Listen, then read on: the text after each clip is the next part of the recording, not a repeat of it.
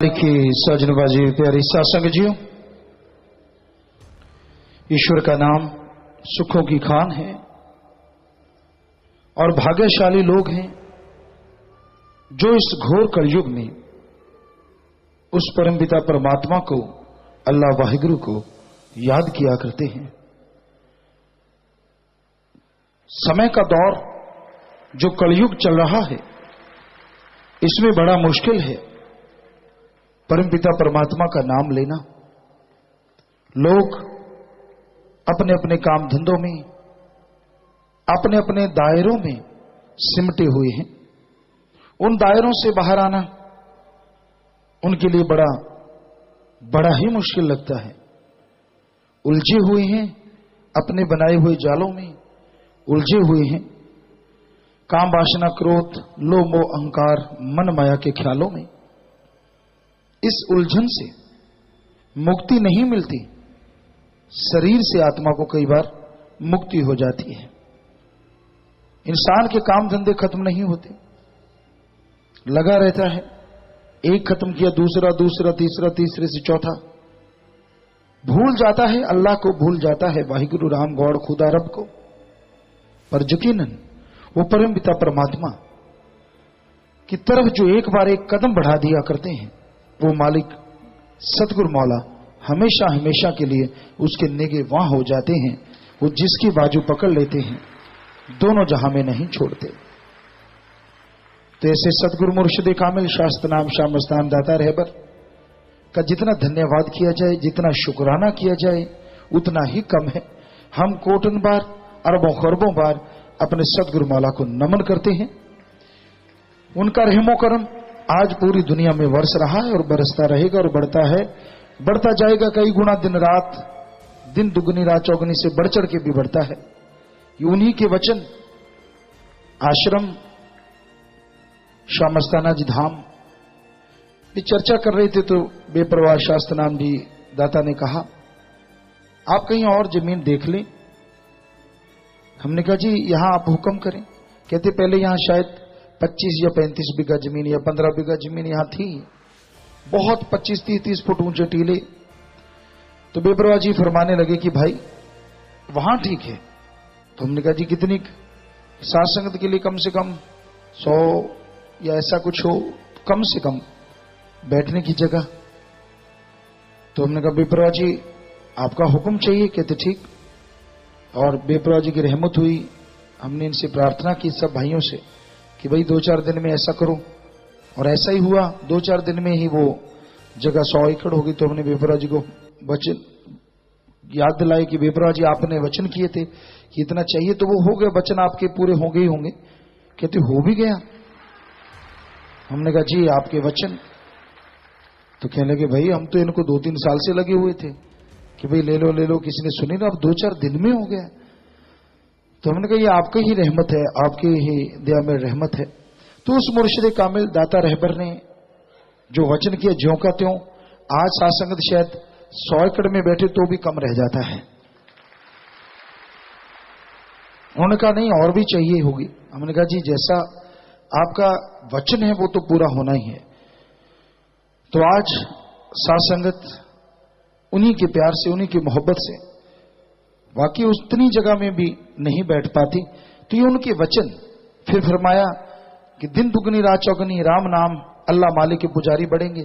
लोग हमसे पूछते हैं, कईयों ने पूछा, कोई महकमे वाले आए, उन्होंने जिन्होंने भी हमसे संपर्क किया, जिन्होंने हमसे पूछताछ जो भी बात की, गुरुजी इतनी जल्दी फिर लोग इतने कैसे बढ़ गए? पहले तो 90 में तो कुछ इतना नहीं था, एकदम डेरा इतना, ये सब वो फला। हमने कहा भाई हमारे तो सतगुरु मुर्शिद ने वचन किए दिन दुगनी रात चौगनी से बढ़ चढ़ के बढ़ेंगे। वो बढ़ रहे हैं और इसका मतलब बढ़ते ही जाएंगे। तो अब उनके बैठने के लिए जगह भी तो चाहिए, तो जगह भी बढ़ेगी। और कोई जादू टोना नहीं, किसी से छीनी नहीं, झपटी नहीं, सही तरीके से जायज तरीके से जैसे जमीनें खरीदी जाती हैं, जो उस समय के रेट, जो उस समय की मूल्य था वो दिया गया। तो यही हकीकत है। सतगुरु का वर्णन, हर वचन पूरा हो रहा है, हर वचन पूरा होता था, हर वचन वो करवाते हैं पूरा होके रहेगा।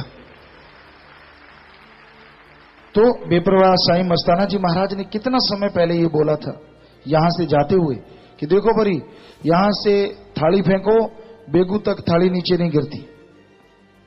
तो साथ में बागड़ी लोग इधर उधर देखने लगे। कहते हैं जी कैसे आपने साईं जी क्या कहा? कहते देखो कितनी साध संगत है, इतनी साध संगत है। तो बेचारे बागड़ी थे, उन्होंने इधर उधर देखा, टीले टीले, खेरड़ी, जंडी के पेड़, कुछ भी नहीं। कहते साईं जी माने तो दिखेगा नहीं, केटा कट है। देखा टिब्बड़ी टिब्बड़ पड़ा आदमी तो दिखे को नहीं, अपने तो 10-15 आदमी आपके सागे यहां। तो बाकी उनकी बात अपनी जगह सही थी। अब अंधा तो नहीं देख सकता ना क्या चीज है, लेकिन सदगुरु मुर्शिद कामिल दाता रहबर कहने लगे भाई ना तूने देखना है ना इस बाड़ी ने देखना है, एक दिन ऐसा आएगा ये जगह सचखंड का नमूना बनेगा। इधर से थाली फेंको सरसा तक नहीं रुकेगी।